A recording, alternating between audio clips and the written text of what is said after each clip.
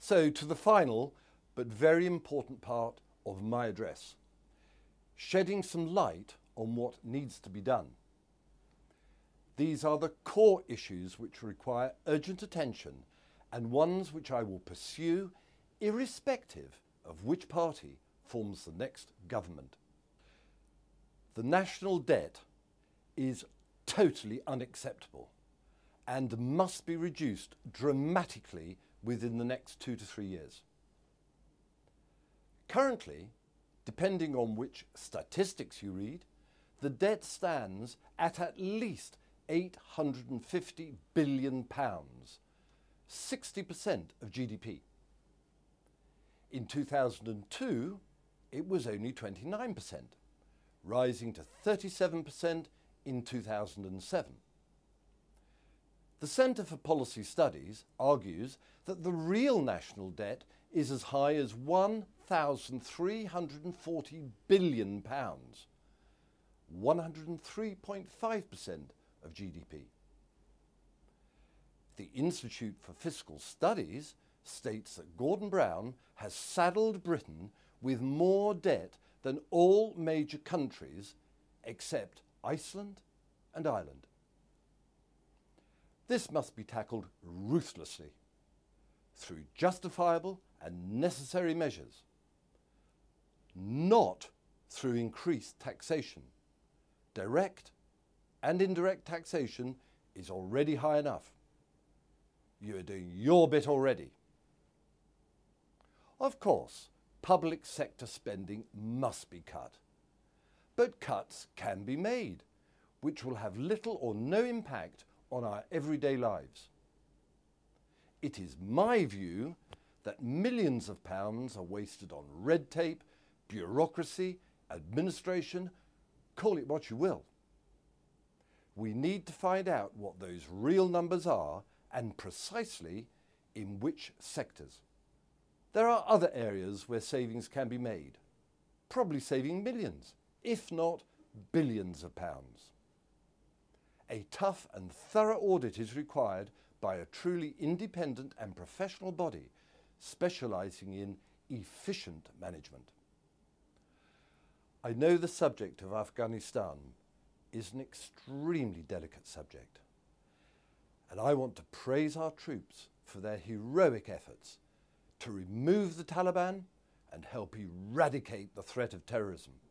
However, we must examine more carefully to what end are we fighting?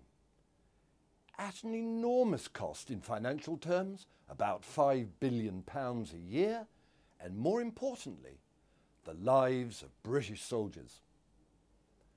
No country ever has completed a successful campaign in Afghanistan. So what, in real terms, can we actually achieve for Britain? I could argue that our security will improve by not interfering in overseas South Central Asian affairs. We could save taxpayers' money and the lives of hundreds of great young soldiers.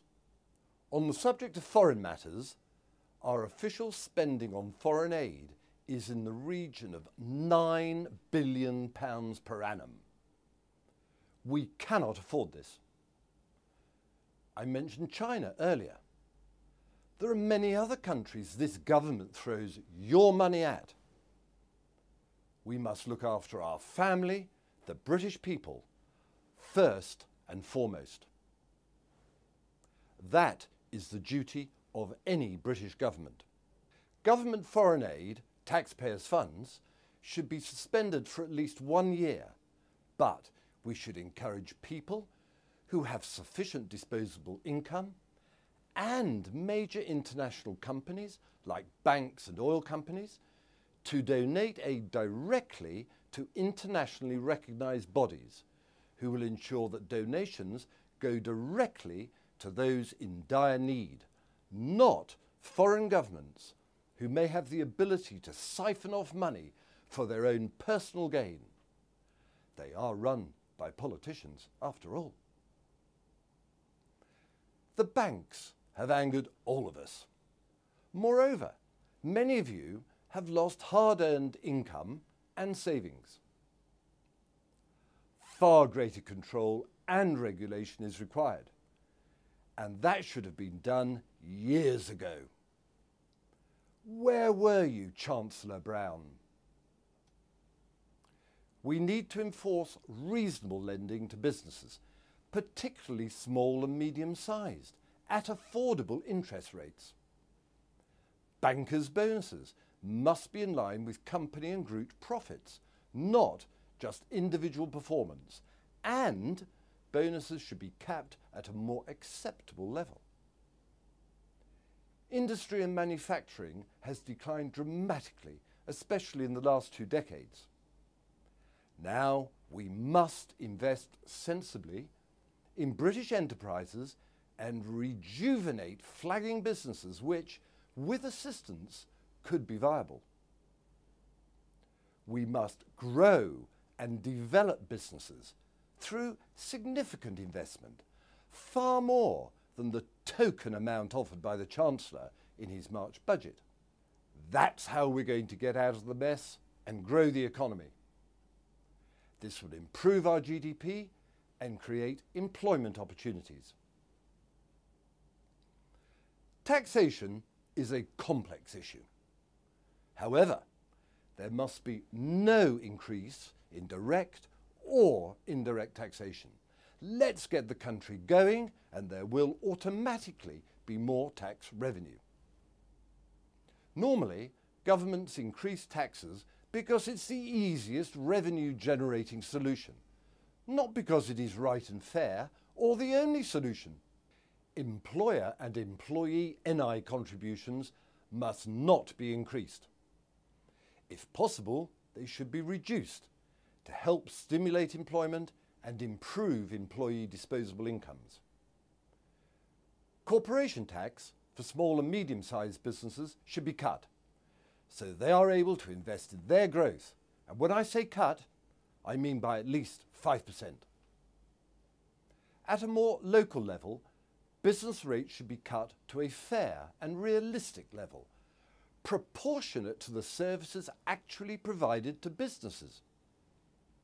Council tax should be frozen for at least 1 year, and during this freeze, local authorities' costs and expenditures should be thoroughly examined in order to eradicate extravagancies, inefficiencies, and unnecessary spending.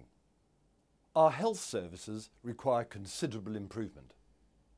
This can be achieved through a major reduction in administrative costs and directing some of those significant savings towards better facilities, equipment, and medical staff. We need to motivate young people to join the medical profession by offering appropriate remuneration, not pittances, specifically the nursing profession. Through considerable administration savings, we may be able to reduce the number of hospital closures also.